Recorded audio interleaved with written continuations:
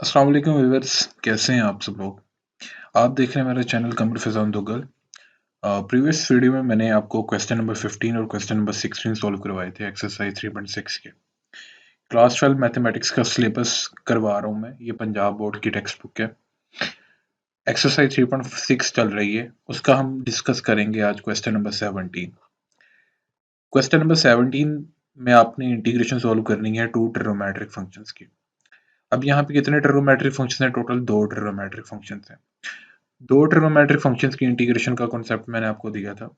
अपनी ये जो प्लेलिस्ट मौजूद है, ये मेरे चैप्टर नंबर 3 की, इसके जो स्टार्ट के लेक्चर्स हैं, लेक्चर नंबर 4 से ऑनवर्ड लेक्चर नंबर 16 तक, वो मैंने प्रीवियस लेक्चर में भी बात की थी। वो जो 8-10 लेक्चर्स हैं, वो इंतहाई मेन लेक्चर्स हैं। उनको समझे बगैर आप इस इंटीग्रेशन के कॉन्सेप्ट को नहीं समझ सकते, जो कि मैं अपनी क्वेश्चन में बताता हूँ। मेरा मेथड्स बाकी जो टीचर्स हैं उनके मेथड से थोड़ा डिफरेंट है, क्योंकि ये मैंने सारे खुद नोट्स तैयार किए हैं, सेल्फ प्रिपेयर्ड नोट्स हैं मेरे। और मैंने इनको आसान वर्डिंग में किया है, और इनकी जो उर्दू ट्रांसलेशन है वो मैंने उस पर फोकस किया है। अब यहाँ पे अगर आप देखें तो cos square theta cot square theta है, दो ट्रिग्नोमेट्रिक फंक्शंस हैं, इनकी इंटीग्रेशन को आपने सोल्व करना है विदाउट यूजिंग लिमिट। पहले हम इसकी इंटीग्रेशन को सोल्व कर लेते हैं। आप चाहे विदाउट यूजिंग लिमिट्स ना भी करें, साथ ही साथ लिमिट्स को यूज करते जाएं और साथ ही साथ इंटीग्रेशन को सोल्व करते जाएं, फिर भी ठीक है। कोस स्क्वायर थीटा और कोट स्क्वायर थीटा दो फंक्शंस हैं आपके पास। दोनों ट्रिग्नोमेट्रिक फंक्शंस में अगर आप देखें तो यहाँ पे रूल 1 या रूल 2 अप्लाई करने की कोशिश करें, जिसके अकॉर्डिंग क्या होता है कि अगर आप इस फंक्शन को अपना एफ एक्स मानते हैं, कोस स्क्वायर थीटा आपका एफ एक्स है, तो कोट स्क्वायर थीटा इसका एफ प्राइम एक्स यानी इसका डेरिवेटिव बनना चाहिए, जो कि फिजिकली पॉसिबल नहीं है। यानी कि कोस थीटा का डेरिवेटिव लेकर कोट स्क्वायर थीटा नहीं बनता, अगर आपको डेरिवेटिव फार्मूलाज आते हैं। इसी तरह अगर कोट स्क्वायर थीटा को हम एफ एक्स माने तो इसका डेरिवेटिव लेकर ये कोस फंक्शन नहीं बनता। तो इसका मतलब है ये रूल 1 इम्प्लीमेंट, इंटीग्रेशन का रूल 1 जो है वो इम्प्लीमेंट नहीं हो रहा। तो हमारे पास यहाँ पे ऑप्शन क्या है? वो ये ऑप्शन है कि आप फिर दोनों फंक्शंस की जगह में एक फंक्शन की जगह फंडामेंटल आइडेंटिटी को यूज कर दें। ये जो फंडामेंटल आइडेंटिटी है, ये चैप्टर नंबर 9 की आइडेंटिटी है, क्लास 11 मैथमेटिक्स की। ये फर्स्ट ईयर मैथ्स की चैप्टर नंबर 9 में यूज होने वाली आइडेंटिटी है, जिसके अकॉर्डिंग कोस के थीटा की जगह चला जाएगा 1 माइनस साइन स्क्वायर थीटा। अब कोट स्क्वायर थीटा अंदर 1 से मल्टीप्लाई होगा तो कोट स्क्वायर थीटा बन जाएगा, और coat square theta sine square से भी मल्टीप्लाई होगा तो साइन स्क्वायर कोट स्क्वायर हो जाएगा। अब नेक्स्ट स्टेप में हम कोट स्क्वायर थीटा फंक्शन की इंटीग्रेशन को अलग कर देंगे और साइन स्क्वायर कोट स्क्वायर को अलग कर देंगे। अब इस स्टेप तक पहुंचने के बाद अगर आप गौर करें, यहाँ पे फर्क क्या आया है? पहले आपके पास था cos square theta cot square theta, cos और कोट फंक्शन था। अब आपके पास साइन और कोट फंक्शन हो चुके हैं। अब ये दो ट्रिग्नोमेट्रिक फंक्शंस की इंटीग्रेशन है। कोट स्क्वायर थीटा है, इसकी जगह आप कोस ओवर साइन यूज कर दें बाय फंडामेंटल आइडेंटिटी कह दिया है। आपको पता है कि tan फंक्शन का फार्मूला होता है साइन ओवर कोस, कोट फंक्शन का फार्मूला होगा कोस ओवर साइन। जब हम ये यूज करेंगे तो ये साइन फंक्शन इस साइन फंक्शन से कैंसिल आउट हो जाएगा, तो हमारे पास सिर्फ कोस स्क्वायर थीटा फंक्शन की इंटीग्रेशन बाकी बच जाएगी। यानी ये दो फंक्शंस की इंटीग्रेशन थी, अब हमने उसको सिंपलीफाई किया तो हमारे पास सिर्फ एक फंक्शन की इंटीग्रेशन रिक्वायर्ड हो गई है। अब यहाँ पे देखें, अगर ये है कोट स्क्वायर थीटा, ये थी एक ट्रिग्नोमेट्रिक फंक्शन की इंटीग्रेशन। तो वन ट्रिग्नोमेट्रिक फंक्शन की इंटीग्रेशन को सोल्व करने का कॉन्सेप्ट भी मैंने उन्हीं लेक्चर्स में दिए है। मैं बार बार उन लेक्चर्स की तरफ फोकस आपका इस वजह से करवा रहा हूँ कि अगर आप रैंडमली इस वीडियो को वॉच कर रहे हैं, अगर आपको किसी भी पॉइंट पे कोई कंफ्यूजन हो रही है, जो मैं बोल रहा हूँ समझ नहीं आ रही, तो इसका मतलब आपने मेरे मेथड को नहीं समझा हुआ। डायरेक्ट समझने की कोशिश करेंगे, आप डायरेक्ट भी समझ सकते हैं, बट मैं आपको यही रिकमेंड करूंगा कि वो स्टार्ट वाले लेक्चर्स लास्ट में देखिएगा। अनफॉर्चुनेटली स्टूडेंट्स ने उन लेक्चर्स को फॉलो नहीं किया। जो भी मेरे चैनल पे व्यूवर्स हैं, जितने भी मैंने व्यूज देखे हैं, उस हिसाब से मैं बात कर रहा हूँ।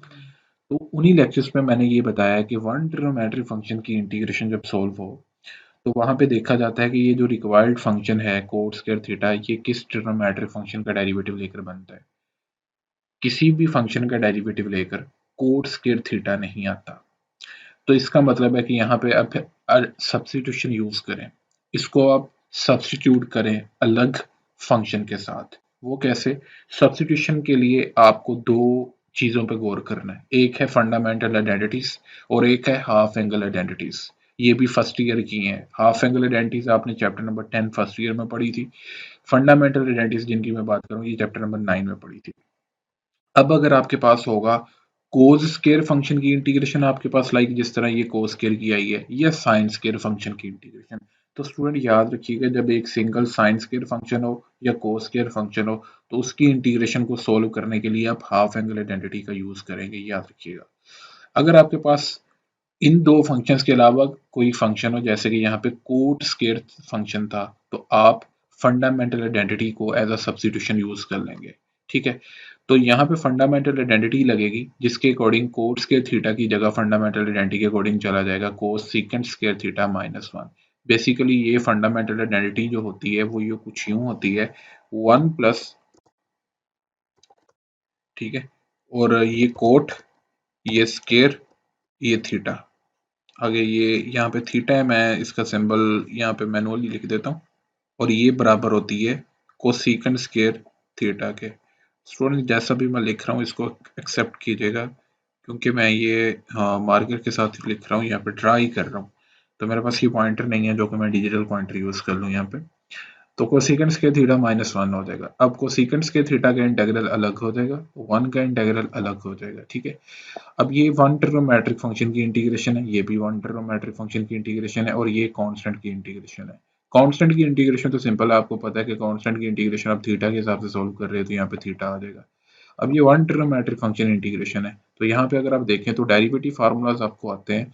कोसेकंड स्क्वायर थीटा फंक्शन किस फंक्शन का डेरिवेटिव लेकर बनता है, ये बनता है कोट थीटा का डेरिवेटिव लेकर। अगर आप कोट थीटा का डेरिवेटिव लें तो माइनस कोसेकंड स्क्वायर थीटा आता है। इसका मतलब है प्लस का कोसेकंड स्क्वायर थीटा किसका डेरिवेटिव लेकर आएगा, माइनस कोट थीटा का डेरिवेटिव लेंगे तो ये माइनस यहाँ से खत्म हो जाएगा, यहाँ पे माइनस आ जाएगा। इसका मतलब है cosecant square theta function minus cot theta का डेरिवेटिव लेकर बनता है तो इसकी इंटीग्रेशन हो जाएगी माइनस कोट थीटा। यहाँ पे मैं बता चुका हूँ कोस स्क्वायर होगा या साइन स्क्वायर होगा तो उसकी जगह हम हाफ एंगल आइडेंटिटी यूज कर लेंगे। अब यहाँ पे कोस स्क्वायर थीटा है तो कोस स्क्वायर की हाफ एंगल आइडेंटिटी बनती है यानी कोस फंक्शन की वो बनती है cos square theta by 2 is equal to 1 plus cos theta over 2। Basically जो ओरिजिनल आइडेंटिटी है उसमें यहाँ पे स्क्वायर नहीं है बल्कि इस स्क्वायर की जगह यहाँ पे स्क्वायर रूट डाला गया है। तो आप इस स्टेप को सिंपल ऐसे कर सकते हैं, अगर आपने इस स्क्वायर रूट को नहीं फॉलो करना तो इस स्क्वायर रूट को अरेज कर दें और फिर इधर स्क्वायर ऐड कर दें दूसरी साइड पे, ठीक है। तो cos square theta by 2 equal आता है 1 प्लस कोस थीटा ओवर 2 के।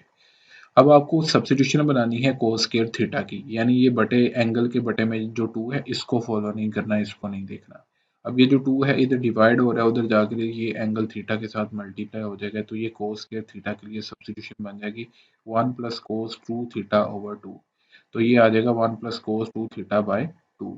अब बटे में से 2 जो है वो बाहर आ जाएगा, अंदर बच जाएगा 1 प्लस कोस 2 थीटा, ठीक है। इस स्टेप में नेक्स्ट क्या होगा, ये दोनों की इंटीग्रेशन तो सॉल्व हो गई थी, ये दोनों इंटीग्रल के रिजल्ट्स आए हैं, ये साथ ही चलते जाएंगे। अब ये देखें 1 का इंटीग्रल आप अलग करेंगे, कोस 2 थीटा का इंटीग्रल आप अलग करेंगे। जब आप दोनों का इंटीग्रल अलग अलग करेंगे तो ये जो 1/2 एज अ कोफिशिएंट बाहर था तो दोनों के इंटीग्रल के साथ बाहर जाएगा, ठीक है। इससे नेक्स्ट स्टेप में क्या होगा 1 का इंटीग्रल सोल्व किया थीटा के हिसाब से तो ये थीटा आ गया, कोस 2 थीटा का इंटीग्रल सोल्व किया है तो आपने इसके लिए देखना है कि कोस फंक्शन किस फंक्शन का डेरिवेटिव लेकर आता है, ये साइन फंक्शन का डेरिवेटिव लेकर आता है तो इसकी इंटीग्रेशन साइन आ जाएगी। अब यहाँ पे जो कोस के साथ एंगल है वही आपने साइन फंक्शन के साथ एंगल को यूज करना है, और आपने इसकी इंटीग्रेशन लिख दी है कोस 2 थीटा की इंटीग्रेशन सोल्व करके साइन 2 थीटा। अब एक बात बच गई है, अब इस एंगल की इंटीग्रेशन को भी सोल्व करना है। एंगल की इंटीग्रेशन सिंपली ऐसे ली जाती है कि आप एंगल का लेते हैं डेरिवेटिव, वो आएगा 2। अगर आप डिफरेंशिएशन प्रोसेस कर रहे होते हैं, डेरिवेटिव हल कर रहे होते तो ये एंगल का जो डेरिवेटिव का आंसर आया है 2, ये डेरिवेटिव प्रोसेस में साइन 2 थीटा के साथ यहाँ पे साइन 2 थीटा आता और साथ ये 2 मल्टीप्लाई होता है। मगर हम यहाँ पे कर रहे हैं इंटीग्रेशन प्रोसेस, तो ये जो एंगल का डेरिवेटिव आया है 2, ये इंटीग्रेशन प्रोसेस में क्या होगा डिवाइड, तो हमने यहाँ पे 2 से डिवाइड कर दिया। अब ये 1 ये बटे में 2 है और यहाँ पे 1/2 है, ये तो मल्टीप्लाई होकर 1/4 हो जाएगा। अब यहाँ पे देखिए 1/2 है, 1 का इंटीग्रल थीटा आ चुका था, अब ये वाली भी थीटा की वैल्यू है और ये वाली भी थीटा की वैल्यू है। अब आप इसका एलसीएम कुछ यूं लीजिएगा, आपके पास कैलकुलेटर होगा साइंटिफिक, ओरिजिनल साइंटिफिक कैलकुलेटर, यहाँ पे देखिए -1 थीटा है, यानी कि इसका कोफिशिएंट लिख लें -1 और इसका कोफिशिएंट लिख लें -1/2। अगर आप कैलकुलेटर से ये एंटर करेंगे -1/2 तो ये -3/2 बनेगा और साथ ये थीटा एंगल आ जाएगा आपके पास, और ये माइनस कोट थीटा वैसे ही है, और ये -1/4 sin 2 थीटा बन चुका है आपके पास। अब आपने ये इंटीग्रेशन को हल कर लिया यहाँ तक।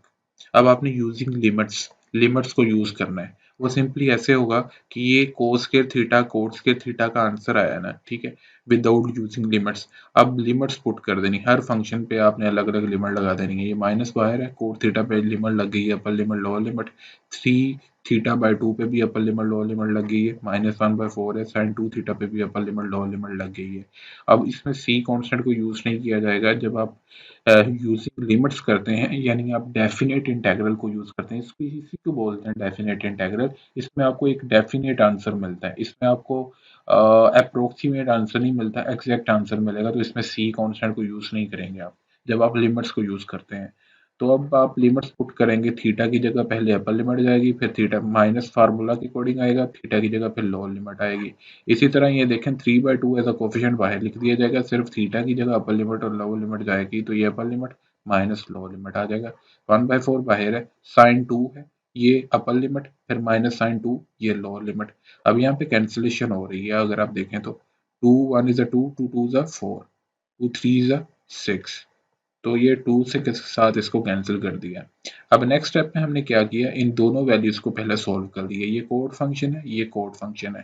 अगर आप गौर करें, कैलकुलेटर से आपको कोड फंक्शन नहीं मिलेगा।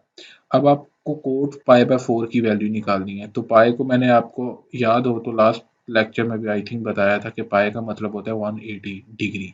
इसको डिग्री में लिखना है तो 180/4 करें तो आपको पता लग जाएगा ये 45 डिग्री आता है। तो कोड 45 जो है वो कैलकुलेटर से एंटर नहीं होगा। इसके लिए आप इस फंक्शन का इनवर्स ले लें जो कि होता है tan 45। tan 45 को एंटर करें तो उसका आंसर आता है 1। तो कोट 45 का आंसर भी होगा क्या, 1 ही, क्योंकि 1 का रेसिप्रोकल क्या होता है, 1 ही होता है। तो यहाँ पे 1 आ जाएगा। इसके बाद है कोट पाई/6, यानी कोट 30। पाई/6 यानी 180/6, तो ये 30 बनता है। कोट 30 का आंसर आपको निकालना है तो इसके लिए आप 1/10 पाई/6 करें, यानी 10 30 का जो आंसर आएगा, कोट 30 का आंसर उसके रेसिप्रोकल होगा। अगर आप कैलकुलेटर से एंटर करेंगे तो tan 30 का आंसर आता है 1/√3। आप उसका रेसिप्रोकल ले लेंगे तो ये √3/1 यानी √3 बन जाएगा। तो इस तरह इन दोनों की वैल्यूज तो सॉल्व हो गई हैं।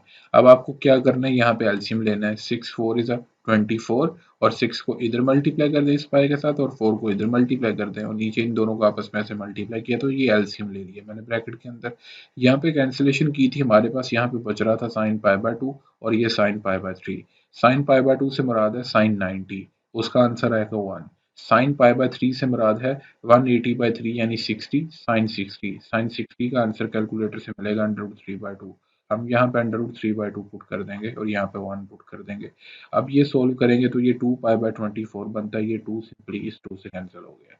अब ये देखें नेगेटिव बाहर है तो नेगेटिव अंदर मल्टीप्लाई होगा तो 1 नेगेटिव हो जाएगा, और √3 जो नेगेटिव का था वो पॉजिटिव हो जाएगा।